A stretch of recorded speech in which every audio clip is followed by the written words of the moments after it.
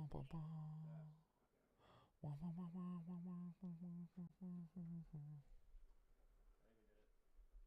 we back?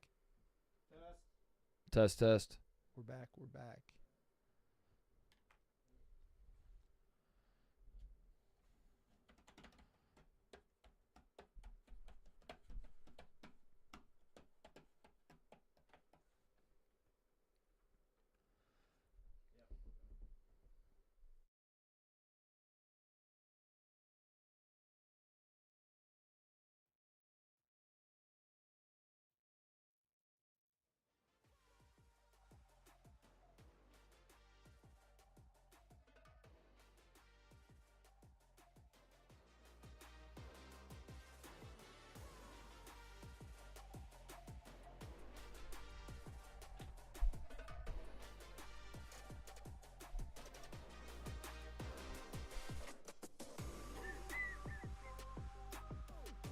We're up. We are live. All right, technical difficulties, but we're back. Welcome in, Mark-Titus-show, Game 3. We just saw the Boston Celtics win the NBA championship without actually technically winning the NBA championship, but it's over. It's done. The Mavericks had their chance, kind of-ish. Then it looked like they didn't. It looked like the Celtics were going to run away with it. It feels like the Celtics were telling themselves that in the huddle. They said the game is over. Now is the time. The ball has been moving around all game, all series. That's what we do is we share the rock. We do not play iso ball like the Mavs do. But you know what we should do right now? Now that we're up by 20, we should play iso ball. They choke away the lead almost. I don't think they ever really lost the lead, did they? No, they got it to 3. They got it to 3. 3 in Mavs ball. The Mavericks come all the way back just for Luka Doncic to be a dumb bitch and foul out with 4 minutes and 12 seconds left on some dumb shit. He was on his dumb shit, Tate. He was on his dumb shit. That was the dumbest, lowest IQ move in that type of moment. Here you go. I got one for you. Since Chris Webber's timeout. Oh, I remember that. Yeah. Yep. That was in the national championship, wasn't it? And I know like that was more like spotlight because this was 4 minutes to go in the game. Yeah. But to have 4 fouls and get back-to-back foul calls in such a big moment, in such a dumb way, too. So stupid. So he was going to take an open court charge at the 3-point line. So, God, that was so frustrating. So frustrating. With 4 minutes left, too. If this was like the Celtics are up 3, up 2. There's a minute left, and Jaylen Brown makes that move, and he's like, "This is my only chance to get the ball back. Like, if I don't step here and try to take a charge, he's just gonna dunk it. Then we're kind of fucked in a bad. Fuck it, I gotta go for it. And then it's like that's a little more understandable. 4 minutes left, Tate. And here's the thing: the risk reward of that move. Okay, you take that charge. You guys get the basketball. Cool. Yeah. The risk is now you are one of the top 5 players in the NBA. You're sitting on the bench the rest of the game. Do you know what happened on the possession after he didn't take the charge? Missed shot. So, fouled out of the game, and they still got the ball. Mm-hmm. That, I can't overstate enough. That had me standing up out of my seat. And not only is he one of the best players in the world, he is this team is designed just built around Luka Doncic. That's how they got here, is like playing isolation basketball. Now Kyrie finally stepped up. We'll talk about him a little bit, but it is the Luka show. That is what the Dallas Mavericks are, and for there to be 4 minutes left, 4 minutes left in the game. Go back to third grade when your best player gets the most fouls or whatever, and you're like, "Hey, we need you to stay on the court." Right. Jason Kidd, did you not say, "Hey, Luka, look around. You know how you have no help? Now take you off the court." Am I overstating it that this feels like something I'll remember about Luka for the rest of his career? Now, what if in the hypothetical where we're trying to be optimistic about Luka, he wins 4 championships? Maybe I forget about this. Blip in the radar. But I don't know. We still remember J.J. Barrera putting the clamps on LeBron, you know? Like, this feels like one of those deals for Luka where it's like, I don't care how good he is the rest of his career. I will always remember Game 3 in the finals when the Mavericks sort of had a chance. Like, this is their one hope. They needed their guy to be the guy. And he has the dumbest foul to foul out of the game with 4 minutes left. I think he was at the point, like sometimes you'll see like someone with 5 fouls or with 4 fouls in college, and they'll just go straight up and give someone a layup because it's like, hey, you got to stay on the court. He didn't even do that. It's not like he bit on a pump fake and the guy went into it. he openly tried to take a loose open court charge.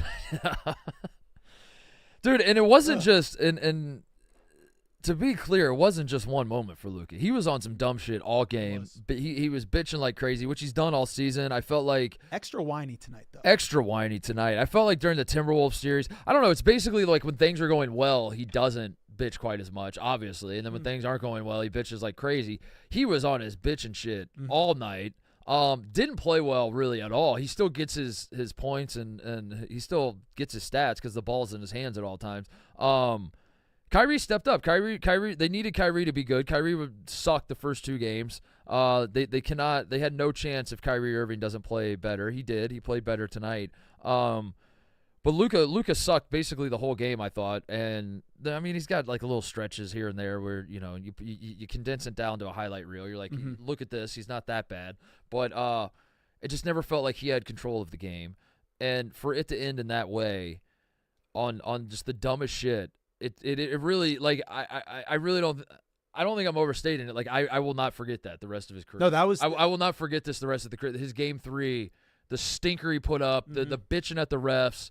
This was like such like a moment for you might not win this series. The Celtics are way better than the Mavs. I think they're demonstrating that through 3 games. But this was the moment that you just like announce that you're that dude and win, lose or whatever, like you're going down a legend. It was all set up for like a Luka Doncic legendary performance in Game 3, and for him to do what he did tonight, holy shit! Well, and we were watching it, and we're like, "Hey, I think that this one is going to come down to the wire, and Luka's the closer." Like, hey, I'm excited. To see. No, Luka didn't even get the ball in the 9th inning because he got ejected in the fucking 6th. Yeah. So no, he had. I mean, people are gonna look at this. You're gonna score 27 points when you shoot the ball 27 times. Yeah. But if you look at this, I mean, 1 of 7 from 3, boneheaded moves, and wasn't on the court when they need him to be on the court. This was, I think it's funny you say, so he needs to win championships to erase what he did in Game 3 tonight. Yeah. That's a tough sell, but also, Luka, you're down 2-0. You're coming home. The crowd is ready to go. You're supposed to be the man, and you laid the egg. Yeah. It's tough for the. If you're a Luka hater, you will point to this the rest of his career, the rest of all time. Like if someone comes to you and says, "I think Luka is the best player in the world," you'll say, "But what about Game 3 in the 24 finals?" Remember that? Remember when his team needed him most and he tried to take a charge because he's a fat dude that was like just out of gas and like he is fat. He's fat. He's fat. He needs. You said. I thought you brought up a good point. We were watching the game. It's like, is he in the point though where? Does fat help him or does fat hurt? Well, that's the conundrum he's found himself in is that his body helps him, like the way he plays and he leans into guys and he's got like the subtle displacement of a defender to create space and then lean back and get his shots off and stuff.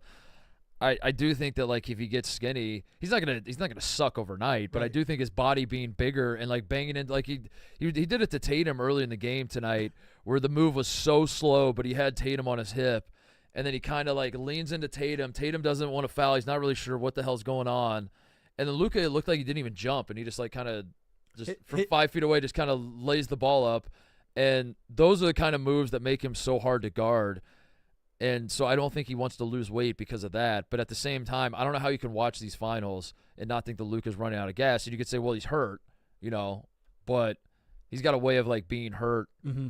When things aren't going well and he doesn't have the ball in his hands, he's really hurt. When he's got the ball in his hands, he's suddenly not hurt. I don't know. I can't. Luka is the king of the loser's limp. Yeah, he is.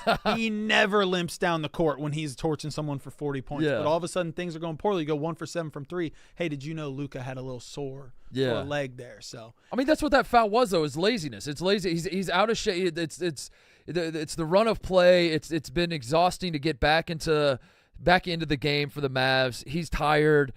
It's like a chaotic thing. Jaylen Brown's about to blow by him, and he's like, fuck it, I'm gonna try it real quick. And it's just such a low IQ play, like you said. And I do think it's laziness because I think he's ultimately out of shape. And I don't think it was that one moment. I think you watch the whole series.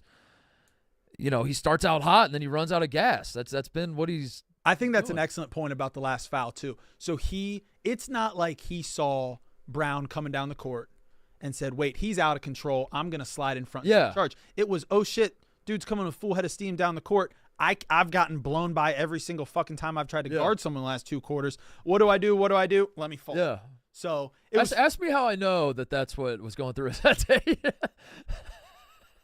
Titus, you ever pulled that move? Have I ever have I ever been way out of shape trying to guard a guy that's way more athletic than me and he's blowing by me and I think, fuck, I just might. I think we all have. Here. We've all had the frustration foul. We've all had the laziness foul. I will say this though: have you ever tried to take a charge at the 3-point line?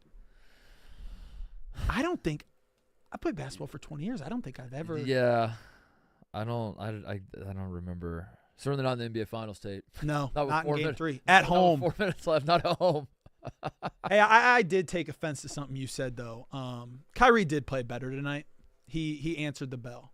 Let's not, as the live reactors of the show, let's realize that Kyrie also tried to do hero ball at the end. Of course, yeah. That was let me try and go viral more so than he was trying to go viral. You're wanting clicks. People are trying to say, oh, he wanted the highlight shot, the Cavs shot. He didn't need it. Yeah. He dribbled around for 15 seconds and then took a fadeaway 3. Can I just say, it has been maddening watching.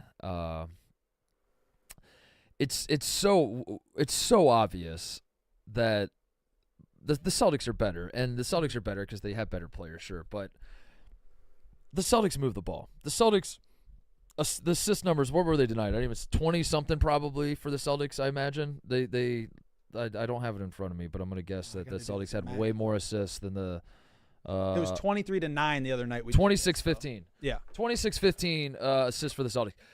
What makes the Celtics good beyond the talent that they have and beyond like everybody that's on the court can guard in isolation. Like Al Horford is the weak link, and yet Al Horford is still you're semi comfortable with him in one-on-one situations. Everybody could shoot. They got a great roster, but also they move the ball, and that's something that makes them frankly fun to watch. Is they share the rock. They're very unselfish. They don't care who gets the credit. That is. I'm not the biggest Tatum guy in the world, but I do give him credit for that I do think Tatum is fine with, like, I'm not going to score tonight. I'll do something else, whatever. That's how the whole team operates. The Mavericks are the complete opposite. The Mavericks are like Kyrie and Luka, shoot it every time you have the ball. That's what we need out of you. Shot the ball 55. Yeah, they shot it combined 55 times. It is so obvious, Tate, at every level. I don't need to tell you this, but I'm going to say it anyway. At every level of basketball, when you move the ball, when you move bodies, you're going to have more success than when you don't. And I don't care how talented your guys are. I don't care how talented Luka Doncic is and Kyrie Irving is. Those two guys are.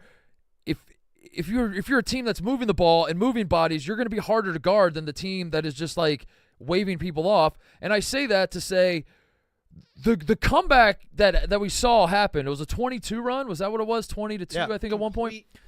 Complete identity swap where the Celtics were like, we got this in the bag. We're going to start waving guys off, milk the shot clock, ISO ball.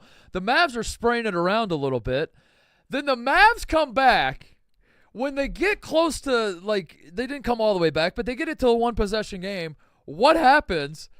The Mavs go back to Kyrie Irving. You take the ball. We're going to spread out and let you dribble 1,000 times. I don't understand it. Everybody, like, if you have a basic fundamental elementary understanding of basketball, you know this, you see this, every player out there sees this, and yet they all fall into the same trap. It'll drive you fucking crazy. Yeah, watching the Celtics, especially early, first half, you could stop or you could show tape of that to your high school team, yeah, your college team. Watch how they go baseline, they drift, it goes all the way around, they make the one more. Yeah, you could show tape of the Mavericks and say, don't ever fucking don't do that. Yeah, it's mad. I mean, the amount of times that the Mavericks, they have times where they can throw the one more, and they just don't.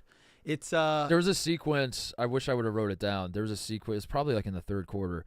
Tim Hardaway gets a kick out. He's like towards the top of the key, and PJ Washington spotting up on like the wing, kind of like pushed down a little bit, not quite in between the wing and the corner. Hardaway catches it. And there's like Washington's guys coming over to like rotate to help and guard Hardaway. And I said one more. And Hardaway had an open shot. But one more. PJ Washington was right there. Doesn't do the one more. Bricks the shot. Celtics get the rebound. They come down to the other end. They're spraying it all over. It gets kicked out to, I think, like Derek White. He's open. He says, nope. Here you go, Drew Holiday. Drew Holiday's open. He says, nope. There you go, Jaylen Brown. Jaylen Brown is wide open in the corner. Go ahead and guess what happened with that shot that Jaylen Brown took. You know what that is, Titus? That's the basketball gods. Yeah. When you play the right way, the basketball gods reward you. And that's why it was so maddening. Like the Celtics went away from that. The Mavericks. Yeah, that was a weird juxtaposition there when it's like, hey, this got you a 20-point lead. Let's start playing like them. Yeah. I don't know. Yeah, that drives me crazy. But I will say this: it's obvious if you've been watching, the Celtics deserve to win this series. They're substantially the better team. Yeah. It just kind of sucks. Like, even if the Mavs would have won tonight, I still think we're coming in here saying every shot the Mavericks got, Luka had to lean in, fade away, do this. Kyrie had to, man, you see him finish with the left hand off the glass? Yeah, that's sick. They're taking hard shots. They have to be hard shot makers. The Celtics are getting easy ones. Yeah, if you just cut up the makes, if you go back and watch the film, and I know all of our audience will, that's what they do. We have ball knowers who watch this. Reminder that we're doing this live, so we will watch the film. We'll definitely haven't watch the yet film. though. Haven't had a chance. We are, of course, 15 minutes after the game ended here. But if you just cut up the made shots of the game and just simply watch all of the makes, how did each of these teams get their points? Just watch that, nothing else. Mm-hmm. You'll see a lot of wide open shots from the Boston Celtics and a lot of not from the. It makes me think, and unfortunately, the Dallas Mavericks. Like, how'd the Mavericks get here? I know. Well, I'll tell you how they got here. I actually know how they got here, because do you remember like 2 weeks ago when Kyrie and Luka were perhaps the best backcourt in NBA history? Yeah. That's how they got here. Yeah, I forgot about that. Are they the best backcourt? Are they the best offensive backcourt ever? You weren't on that train, right? No. Dude. I need to see some there are some clips out there of people saying best backcourt in NBA history. No. That's crazy. No, I wasn't on that train. Do you know what would have been fun though? Celtics Nuggets. Celtics Nuggets would have been a lot of fun. I can't believe Denver fucked it up, because Denver's so fun to watch, and I think they would have done the same shit to them. Yeah, but I mean Denver had their shot. They shit down their leg Game 7, but they would have been like watching the Celtics and Nuggets would have been so fun. The offense, oh my god! You know what Celtics Nuggets would have been? Celtics Nuggets would have been a thing where it's like, hey, the 4th grade basketball coach has his whole team over, get some pizza, says. Yeah. This is how you play the game, boys. Yeah. Take notes of this one. You know what sucks? Now we have a Game 4. It's the worst. It's the worst. A 3-0 lead in the NBA Finals is the worst thing ever.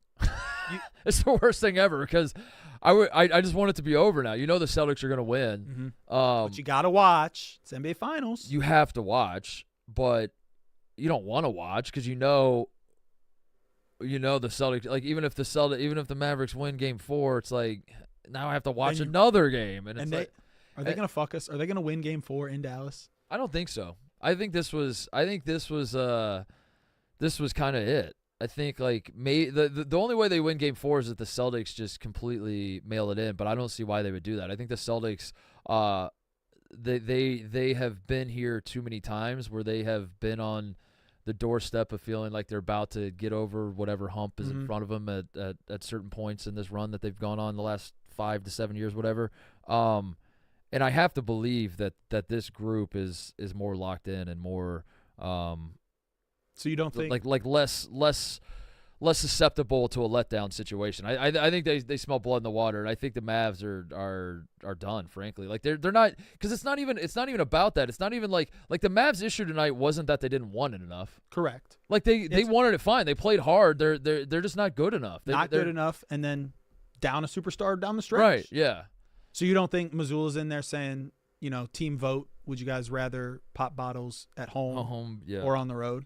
No, I think if this was the Golden State Warriors, maybe they have those talks, because they're like, we've already won a handful, and like, you know what? Let's just do it at home. Let's do it. It'd be more fun to party at home. Yeah. Than to party. Where do you guys want to win this one? Yeah. But the Celtics, they can't fuck around. Like I think not with no rings for Tatum and they've been. Frankly, they should have won like 1 or 2 by now. And I think they know that. So are you going to start that narrative right now?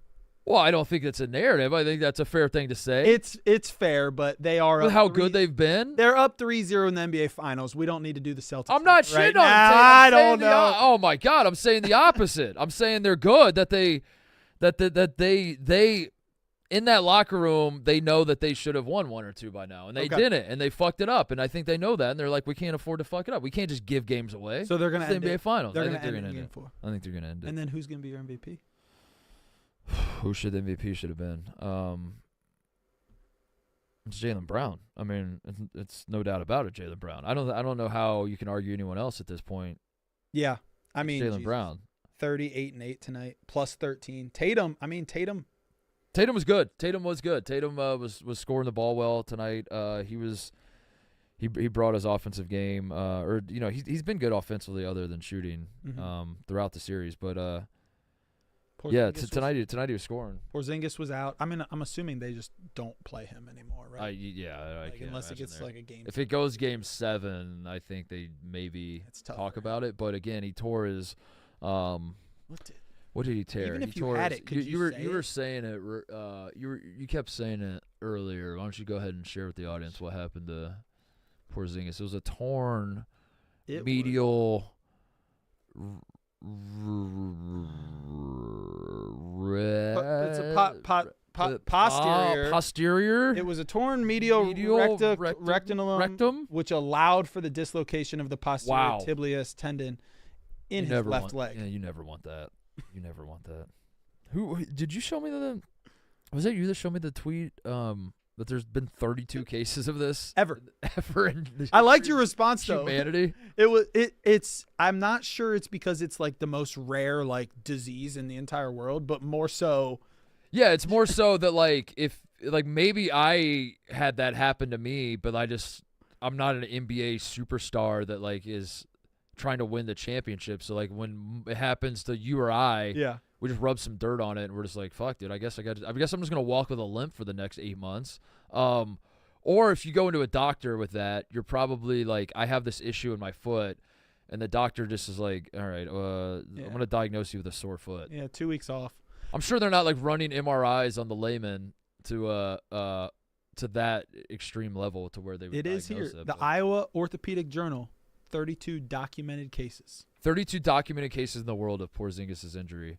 I don't know. I could be talking out of my ass. I probably am, but I don't. No, yeah, he's fine.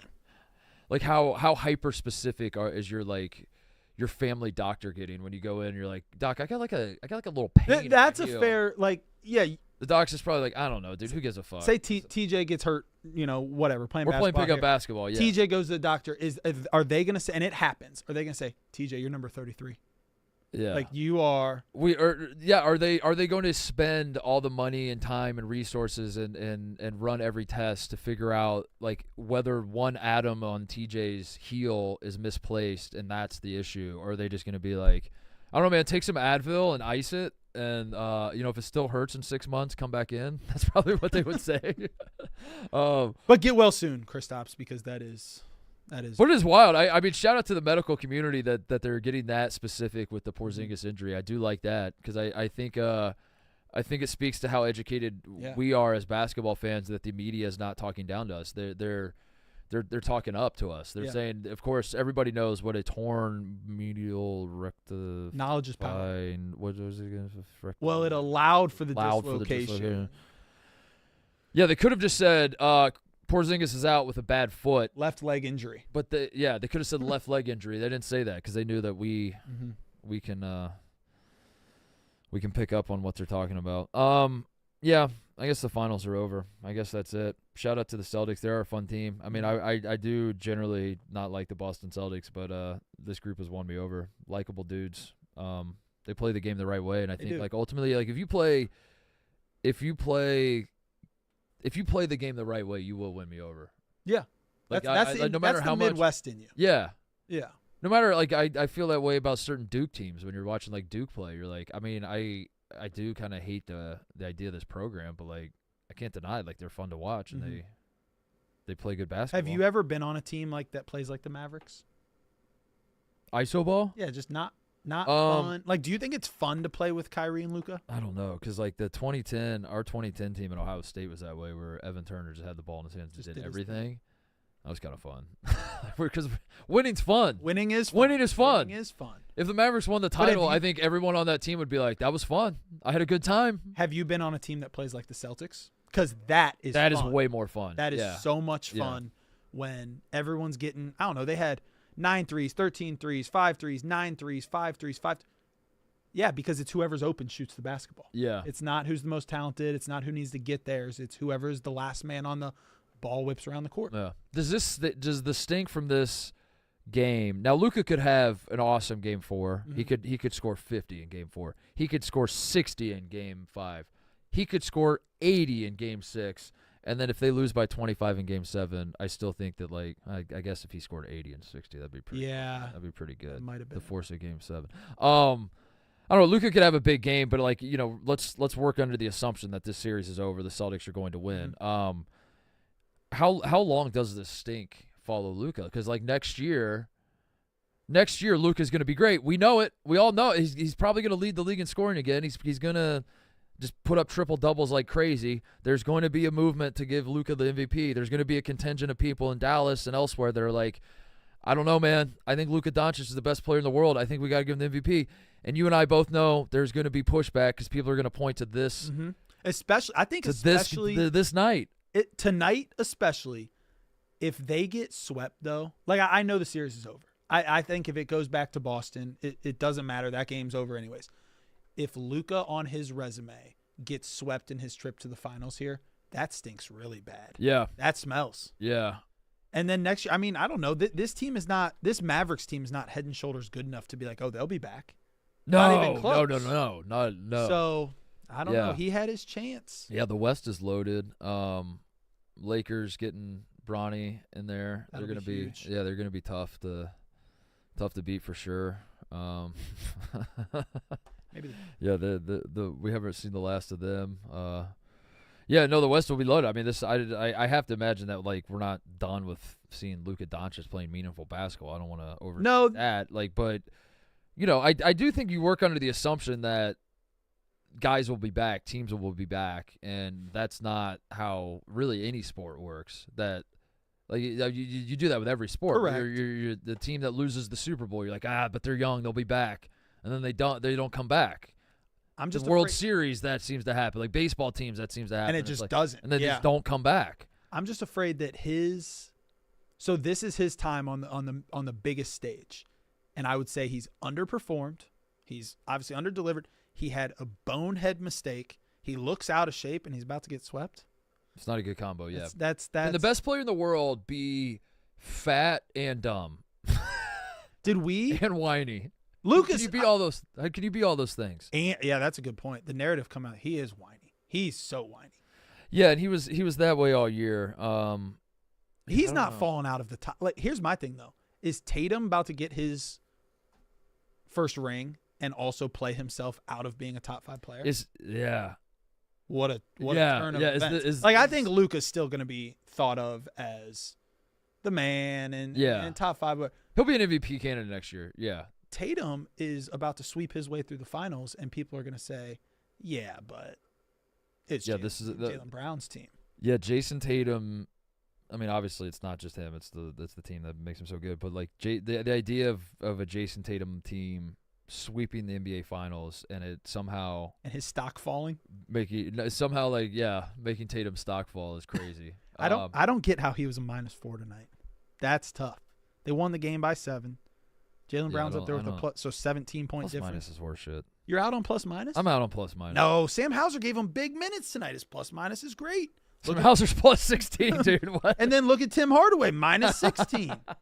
No, I'm a plus. So is that was the difference? Was Tim Hardaway? You just have to look at that Hauser? Hardaway, that Tim Hardaway Hauser matchup. That was the tail of the tape. I'm plus minus over the course of like a season, maybe. Not an individual game. Like an individual game, because there's too many anomalies. There's too many times you can look at a plus minus and be like, well, that guy was dog shit. I saw with my own 2 eyes, and that guy was awesome. And there are anomalies, and you obviously can't pick specific situations and speak for their whole situation. But okay, Mavericks come out, and we looked at each other like, wait, we got a series on our hands. Luka goes to the bench. Yeah. Celtics go on their run. Right. So, I don't know. When you're on the court and when you're off the court, even more so, what happens matters. Yeah. Yeah, Luka will be Luka will be good next year. Luka will be good. I have to assume at some point Luka will win a ring, but as we sit here right now, Can this team this win? felt like. I mean, how long ago did they beat the Timberwolves? Like a week ago? Yeah. Like what? Literally. Well, we did have the long. We had the long gap. But like a week ago, we were sitting here saying like this is the Luka. He doesn't even have to win the finals, but like he has ascended into that level. It's like his like, you know, it was steady. Like we knew the Mavs would be outmatched and they probably weren't going to win the series. But if Luka balls out and finishes the entire playoffs, leading every single stat, and is so obviously the best player, and it has a little bit of a feel of like LeBron versus those Warriors teams. You know, the years that the Cavs would get beat by the Warriors, but LeBron's doing all he can, and you're like, yeah, sure you got swept, but goddamn, dude, you showed me something. You showed me a lot of heart. Like, I felt like that was what we were going to get out of the finals with Luka, and it feels like it's gone the exact opposite way. He's put up some points, but like you said, I mean, when you shoot 27 times, like of course you're gonna score 27. Out with 4 minutes 20 seconds to go. Yeah, he's shit talking the refs after the game too. He was shit talking the refs. I don't want to say nothing, but 6 fouls in the NBA Finals like this. Come on, man, be better than that. Yeah, dude, Luka. That's a tough look. Is he saying he didn't foul? You want to listen to it? Please. Yeah, play it for me. Tim McMahon, ESPN. Luka, what did you think of the whistles that went against you in the fourth quarter? I mean, I don't know. We couldn't play physical, so I don't know. I don't want to say nothing, but 6 foul in the NBA Finals, where I'm like this. Come on, man. Better than that. That's bullshit. That's crazy, dude. That has me fired up because he is acting like the physical, like he was unable to play physical, which is why he fouled out. Your 6th foul was you being lazy, slow, fat, and then just trying to bail yourself out by taking a charge at the fucking 3-point line. It's not because the ref said you can't play physical. Yeah. That was not a physical foul. His 5th foul was not a physical foul. Yeah. They were both IQ fouls. That's I'm out on him. That's tough. I'm That's out. Tough. I'm out. That's a bad look. I've kind of been out on Luka for what? For a while. You don't like the whining? I don't like. That's bad. That's whining. I don't like the whining. He's immensely talented. How could you argue otherwise? Like he's so good, but like I don't like watching ISO ball. I don't like watching the ISO. I like watching it in spurts, in moments. I like late game, like guys, when assholes get tight and whistles get swallowed and stuff like that. Like I understand the necessity for some ISO ball maybe here and there, but like to build your entire team's identity around it. I don't know. We tried the Rockets tried it. I guess they got kind of close with Harden, but like you're not gonna win like that. Yeah, it was like fun. It was fun to watch like for a little bit when Harden was doing it, and then like I kind of got my fill, and I was like, all right, I'm done with this shit. It's obviously not gonna work. I'm not over that. I'm still. And then his attitude sucks, and it gets. How do you not come in and say that, like, hand up? That was stupid. I shouldn't have done that. Yeah, I think the world respects you coming in and being like, best player in the world's got to be better than that. Yeah. I can't leave my guys out there for 5 minutes without me. But to act like the refs fucked him. Yeah. The talk was that they challenged that, and it was like, all right, the whole world knows that that's a foul. But maybe Silver will call. Yeah, huge W for the NBA against the conspirators. Yeah, that's a tough one. NBA for the is the NBA officially not rigged now. Between that and the moving screen called on PJ Washington setting on Drew Holiday, like, bad call. I thought that was a bad call too. But if you're trying to rig this for ratings, if you're trying to pull the Aisha Curry move, saw it with my own eyes. You would certainly overturn the Luka call, and you would not call the illegal screen on PJ Washington, because you'd want to make this a series. Yeah. Now it's not a series. That's such a baby move. That's tough. That's tough. I think this stink's going to be on Luka for a while. I do. I'd like. What does that mean? I don't know. Like, does that actually impact his life at all? Probably not. But like, I do think that next year there will be pushback when Luka Doncic is when he's averaging 35 points a game. Mm-hmm. there will be a contingent of people. It's like, fuck that dude. I don't care. I don't care. Here like, we go again. Yeah, here we go again. Yeah, okay. You were gonna give this guy the MVP? Like this whiny ass. It's to the point where like where Russ was like averaging triple doubles, whatever. It's like, all right, cool, dude. We've seen you do that, but can you win one? Yeah. It's gonna be Luka. Like, all right, Luka. Yeah, you're gonna average 35 points. You're gonna look sweet. You're gonna be the MVP talks. Is this what we get from you when you get on the biggest stage? What a baby. Yeah, that's tough. It felt like he was gonna be the golden boy of the league too when he came in, didn't it? Like it felt like. Yeah, he's a bad boy, but he's not. But you're naughty. He is naughty. But you're naughty. I like guys. I'm okay if you're gonna be the bad boy and bitch and yell and be tough. That's whiny. Yeah, you can't be whiny. You gotta be like you gotta shit talk more and be. Yeah, you're right. He's whiny instead of what do we? The demeanor's a little off. Yeah. I don't know who's a good example. Just don't Pat Bev. Be more like Pat Bev. Be more like Pat Bev. Speed out of your mind. All right. Well, congrats to the Celtics. I wanted to see a good series. That's really all I wanted. I kind of knew after game 1 the Celtics were going to win, but I was like, maybe the Mavs can make this interesting. Yeah. Tonight was the night to make it interesting. We're going to talk about Jerry West. We're going to talk about Danny Hurley too. I want to talk to you about that. Last time you were on the show, you had some thoughts. We need to revisit that. First, we're going to talk about Roback Activewear. You all know how much we love Roback. It's summer, and we are living in Roback. Chicago summers can get toasty, but Roback keeps us comfortable through it all. You can count on seeing both of us at the beach or on a boat rocking the new Roback swim trunks. They are simply the best swim trunks on the market. They have a built-in boxer brief liner that is so comfortable. Second, the Roback everyday shorts are unmatched. There are no shorts on the market quite like them. You can wear a polo untucked with them for a clean look or put on a tee and go play pickleball, enjoy a long walk, or wear them out and about. Finally, Roback polos are the only polos we wear. The collar is crisp. The fabric is moisture-wicking for those hot summer days, and the designs are incredible. So use the code SPORTS on Roback.com for a generous 20% off for all new customers through the end of the week. That's RHOBACK.com, 20% off all polo shorts and swim trunks with code SPORTS. Roback.com. All right, Jerry West or Dan Hurley? You got the West Virginia shirt on. Yeah, let's go Jerry West first, and then we'll close with Hurley. Yeah, Jerry West passed this morning. A little bit of a surprise. I don't know. I keep saying this about celebrities and athletes that are dying, that it's a surprise, and it feels weird because it's like he's 86 years old. That's a good life. Is it really that much of a surprise? And the answer, I would say, if I'm being completely transparent, yes, it is. It still is to me. Mm-hmm. It's still a surprise to me. Damn it. Yeah, I just it's not on my radar. Yeah, I didn't think I was gonna have to confront the idea of like Jerry West just no longer being here. But then he's 86 years old, had a good life. Apparently, he died peacefully next to his wife and all that.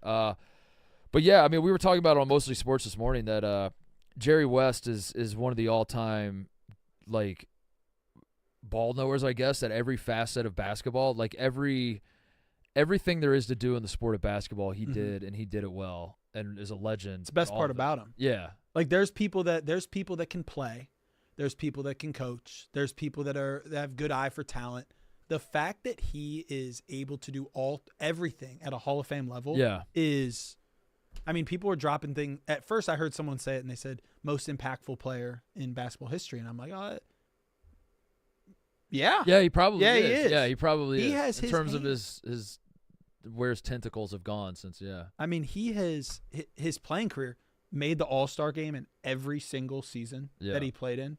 That's bananas. NBA champion, Finals MVP, but didn't win the finals in that year. Like he was Final Four most outstanding player and lost the championship game too. Did you know that?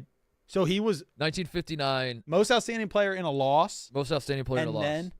And then gets to the NBA and is most outstanding player, most valuable player, I guess it is in the NBA. Jerry West, best loser of all time. Yeah. But that speaks to how good you are to do. What did he do to get the most outstanding player?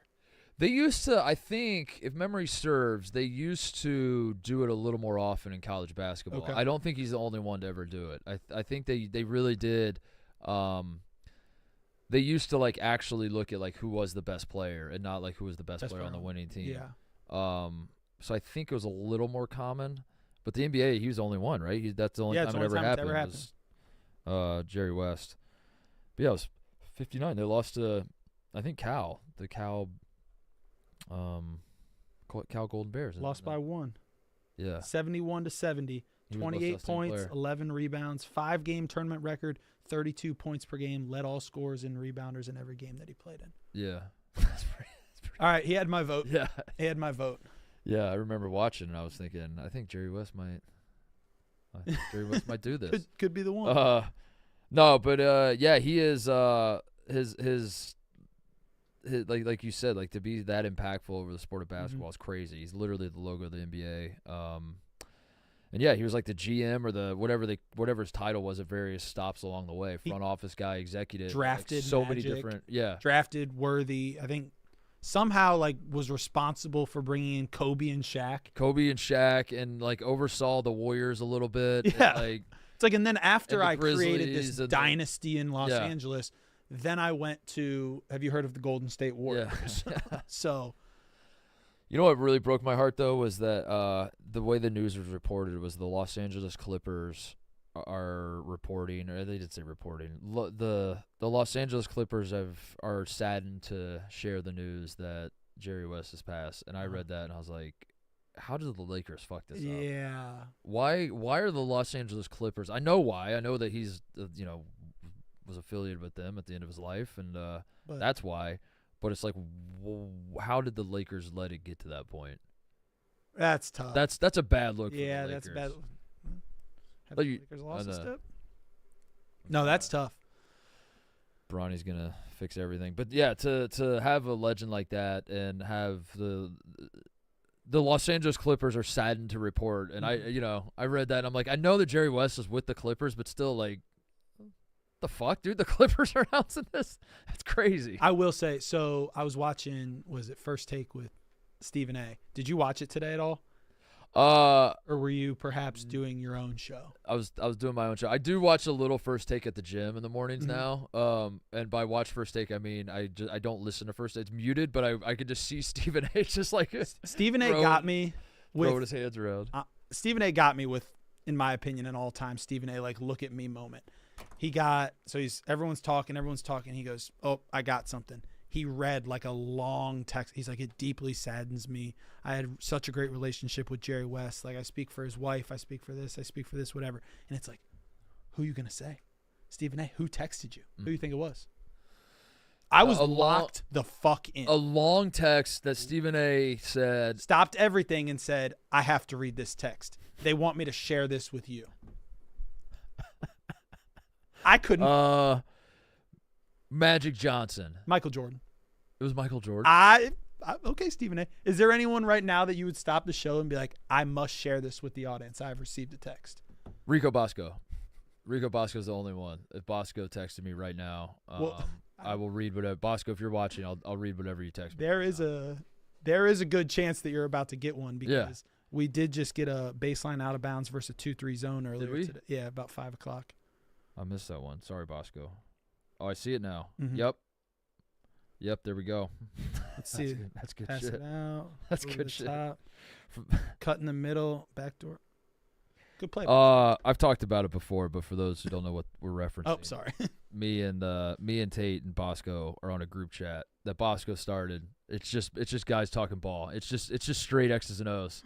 It's the most pure group chat I'm a part of. All it is just Bosco sends like clips. Sets. Sets. Baseline out of bounds, sets. He's like, take a look at this. Take a look, y'all. My favorite part of the chat. So he'll send sets, and Titus will give it a look and be like, good set, Bosco. Yeah. Like, I like that one. But also he has like a vendetta against like basketball trainers. So it'll be like someone like dribbling around like a trash can and like doing a bunch of shit you wouldn't actually do in the game. He's like, man, these kids are stealing. I think that's why I now that I hear you say that out loud, I think that's why I can't get there with Tatum.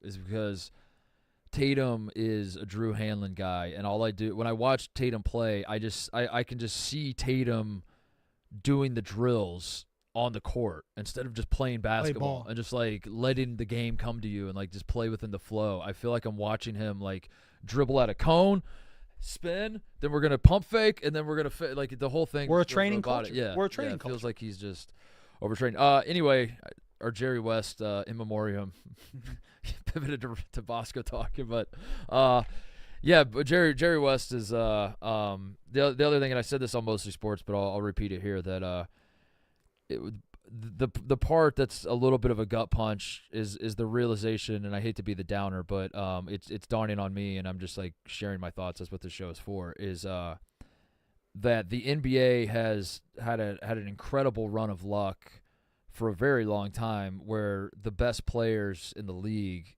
and the legends of the game have been around for a long time. Like Wilt Chamberlain, Pete Maravich.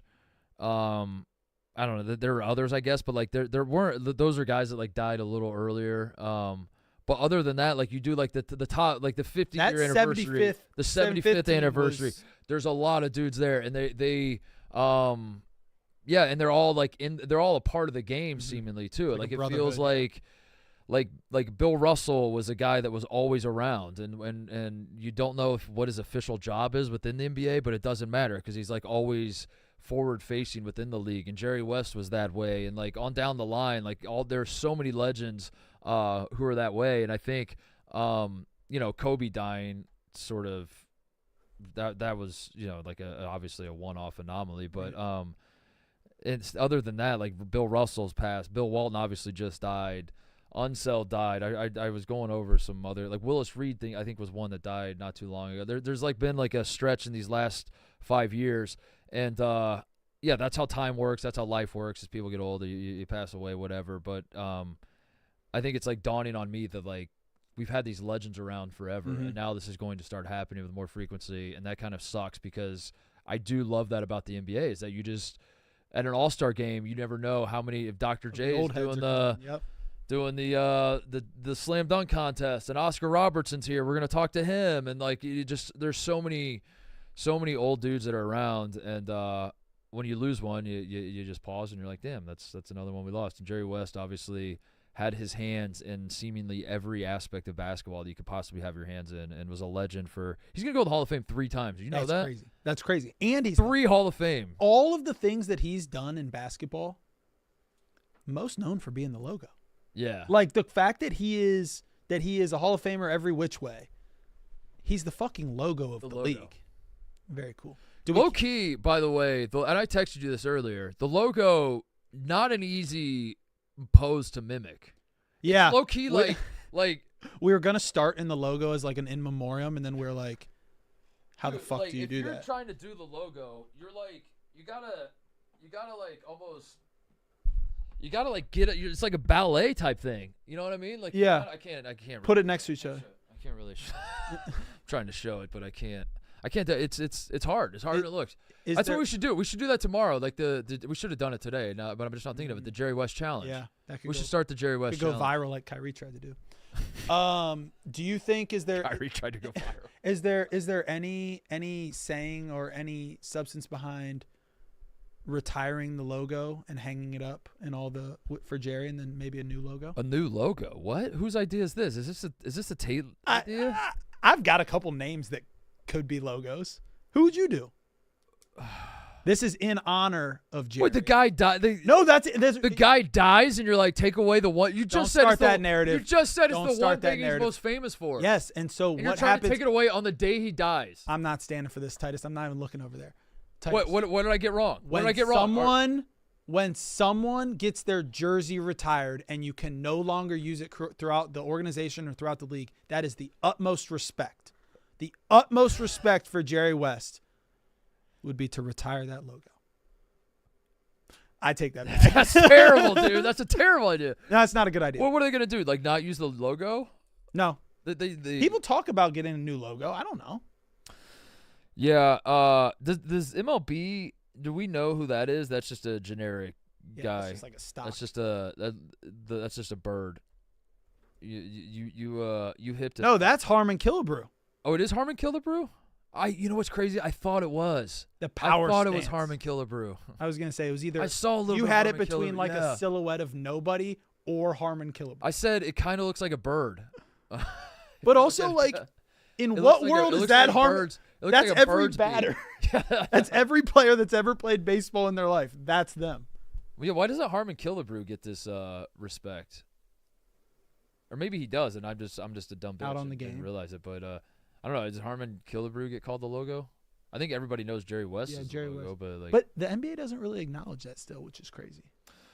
Yeah, I don't think they get a new logo. Who would the new logo be? The MJ, the Jumpman? That would be be a little copyright battle of the century. Yeah. Like, just throw the Jumpman on there.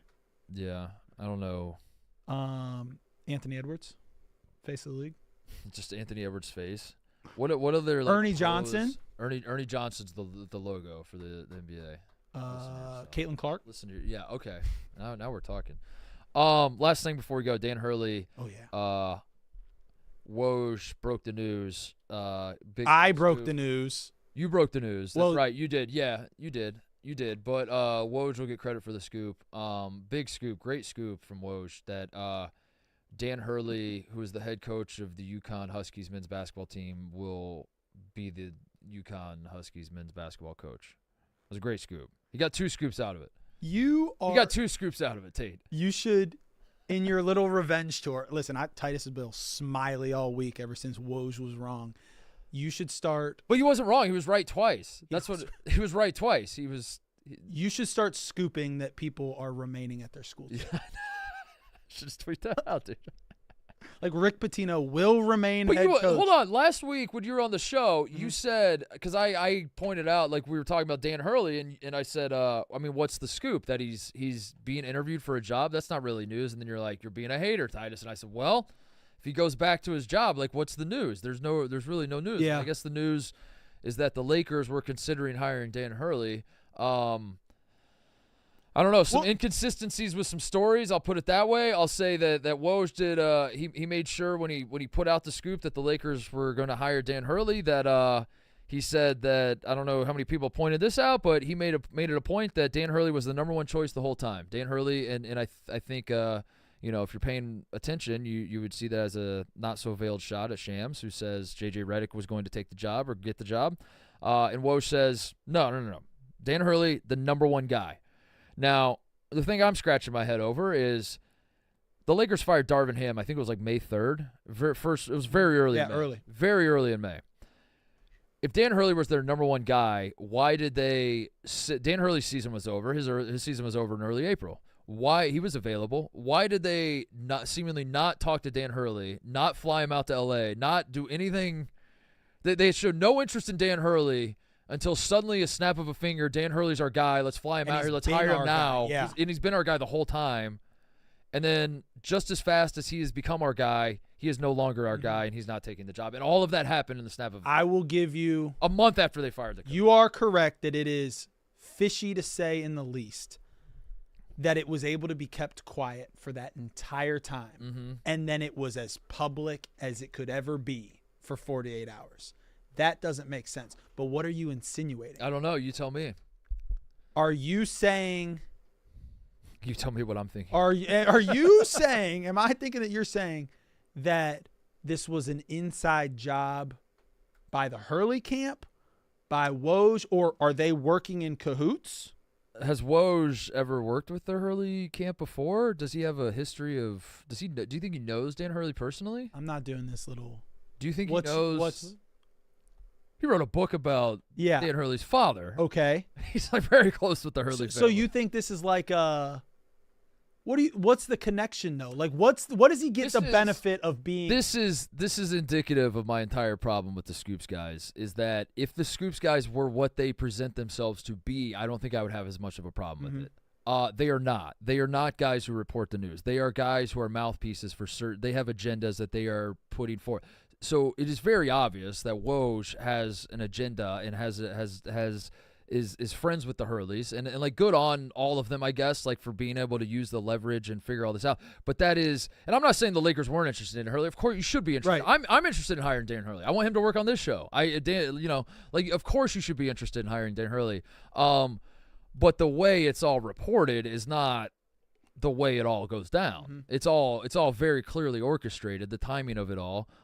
That much has become clear, and yet for some reason the general public continues to treat Shams and Woj and the Schefters and like it's not. I don't mean to just single out Woj. I single out Woj because I think he's the worst of them all. But all all these guys, they all get treated like they are just like neutral arbiters of information, and like they're just like robots spitting out information and that is not even close to what goes on. I think maybe once upon a time these guys used to do it that way, but it's so obvious like what's going on with these guys. So I guess my question for you then is, and I'll go back to the Jim Tressel, being on the cover of Sports Illustrated and the atrocities with the tattoo gate. How deep did this go? Like, are you, because there are. That's what they put on the cover, right? The cover said, how deep does this go? How deep did it go? A couple players got tattoos. I forgot about that. Anyways, my point is, so there's two different camps into people saying how this went down. Some people, sitting over to the left, might be saying that this was a whole job to be able to then say, I turned down the Lakers so then I can recruit you and I'm staying here and now I'm going to get a bigger contract from UConn. Yes. But then there are some people, some purists out there that still think there's some good in the world that think that he got his heartstrings tugged at. And he truly did think he was going to Los Angeles. And then he said, you know what? There's not an amount of money that is worth a happy wife in the place where we want to be. And three-peating. Yeah. How deep did it go? Yeah, maybe that could be what it was. It was sentimental, and the money wasn't. I mean, to be fair, the money was not. I mean, we thought it was going to be $100 million. That's what I was hearing. 70. It was 70. Did Kentucky not offer 80? I don't know if I'd take it for. I mean, that's like $70 million. I mean, that's like. All right, but I will say the money wasn't as substantial as we thought. So it really came down to, do you want to go to the NBA now, or why not, like we said last week, three-peat?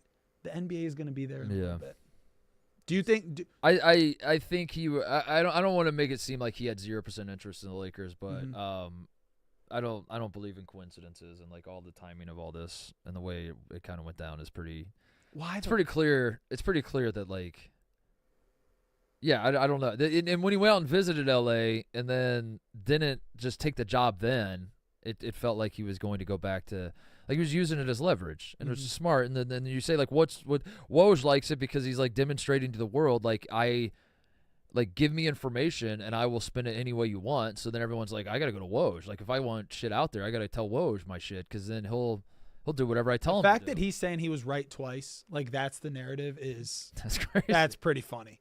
It's crazy. That's pretty crazy. Yeah, I mean, like Shams got dunked on like crazy, and it's probably clear, still. I do want to be very clear. I am not a Shams guy. I do not like Shams either. But in this case, I'll defend Shams because like he got his name just dragged through the mud. What he might be right. If it might be JJ Redick. If they hired JJ Redick, like what's the react? Like Shams was right the whole time. He was right the whole time. And yet, when Woj said it's Dan Hurley's interview, and everyone's like, "You dumb bitch, Shams," Woj got you. And I feel like nobody's going to undo that initial reaction. Nobody's going to go back and be like, "Damn, we got it that wrong." Like Shams was right the whole time. I am curious what they're going to do though, because I mean, they fired Darvin. Like I said, they haven't had a coach for a long time, and it's not college basketball. Like college, if you didn't go that long without a coach, it would be like, "Damn, this hurts recruiting." Right. Obviously, pros is different, so. It's not that urgent, but it is a little strange that you would think the Los Angeles Lakers would be able to hire a guy pretty quickly. Yeah, well, I'll tell you. You would think. The talk of the town is that the Lakers job isn't as shiny as it used to be, and there's another opening in a little town called Cleveland, Ohio. That the candidates are more intrigued. Oh, what's the talk of what town? Heard it on Cleveland radio the other day. But the question is, what's the more attractive job? We've got the talent. They have to draft Bronny James. So you have Cleveland has the longer, I would assume, the longer leash. Like I would assume. I don't know. We just also fired a guy that took us to the playoffs twice and quite a turnaround. But we have we do have a good core. What does a long leash even look like in the NBA anymore? Dude, I don't care what my leash is. If you're going to sign me to a contract that big and then pay me even if you fire me, like, bro, you can put me on a fucking turtle. That's the dream. That's the dream. How do we get that as podcasters? How do you sign a contract and then get fired and still get paid out for your contract? Is that not in your contract? Not yet. I'm going to get in my next one. And then I'm going to get fired the second I sign that contract. ASAP. That would be so hard. That's why among other things, that's one reason I couldn't get into coaching, because like I like what makes the good coaches is that they're always hungry, and they're always, no matter how much money and how many times they win, they always want what's next, and they're always looking ahead. I would not do that at all. The second I'm at bumfuck state and we win one NCAA tournament game, and big state calls and is like, we want to give you a 5-year, $2.5 million a year deal. And your first question is, what's my buyout? What's my buyout? I signed that shit, dude. I'm like, fuck that, dude. I stopped caring about the job. I throw in the towel. I mail it in, every single day. Every day I mailed it. So in. we got to put Titus on an incentives. I'm trying to get fired. Yeah, if I had a big buyout here, shit.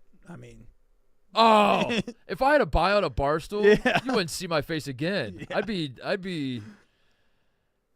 I'd be letting slurs fly like crazy. No. I'd be trying to get fired. That's funny. But hey, let me say anyway. this for the greater scheme of things, whatever side of the woes, shams, whatever. Good day for college basketball. Good day for college basketball. Great for the sport. Great for Is he the face of college basketball now? Coach K's done. Yeah, he's the best coach for sure at this point. I think people in Lawrence, Kansas would push back on that. Izzo Say and Bill don't forget about our guy. Yeah. But right now I don't know how you can argue anyone else. He has college basketball by the balls. It's him. It's definitely him. So this is awesome for college basketball for sure. I gotta calm down with the woach though.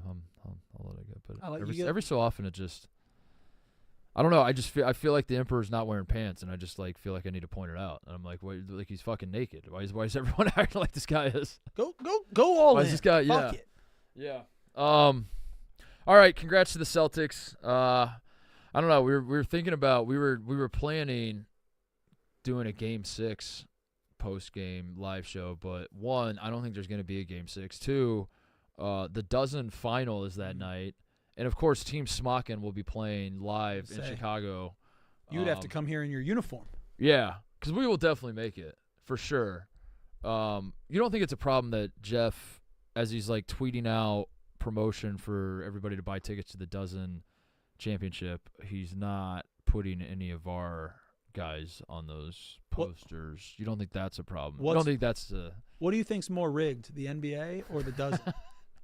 I'll tell you what. I will try to draw a charge with 4 minutes left in my dozen match. Question 8. Yeah, question 8. I'm gonna slide over and lazily try to draw a charge. I'm gonna call for review, and we'll see what this refs decide. Comes up we'll with. see. We'll see what Commissioner D'Lo decides. It will be tough though. You make the calls around here, obviously. If there's a Game 6, then we're back. Like things. What a series that'll be if we're going back. We'll talk ourselves into it. Yeah. If we get a Game 6 going back to Dallas, mm-hmm. But that's a long way away. Dude. Also they got to win Game 4. It's not going to happen. But yeah, if that does happen, sure, that would be something. Yeah, we're entering some dark days for basketball. No basketball. Horrendous draft on the horizon, which I've tried to get excited about. And other than my cold ass white boys, Can you think Reed Shepherd and dalton-knecht, I want them to go high. But other than that, I'm like, what are we watching this draft for? Can you think of anything? So basketball's dying down. What is there any basketball game coming up that we could contrive that would, I don't know, get the attention of the people? Yeah, if we're starved for content here at Barstool Sports, is there a basketball game? Next, if this ends up being a 4-game sweep, you might have to see the pregame breakdown of the Chicago versus New York. Yeah, we should do the 7-game series of that. That's the real finals that everybody wants to see. 2-3-2. The Olympics will save us. That'll be fun. We'll get the Olympics. What's that? Late July? Is that August? Is that in August? It's late July. We'll have that to look forward to at least. So. All right, Tate. Thanks as always. Thanks to everybody watching. Congrats to the Celtics again on winning the championship tonight. Yeah. We'll see you guys.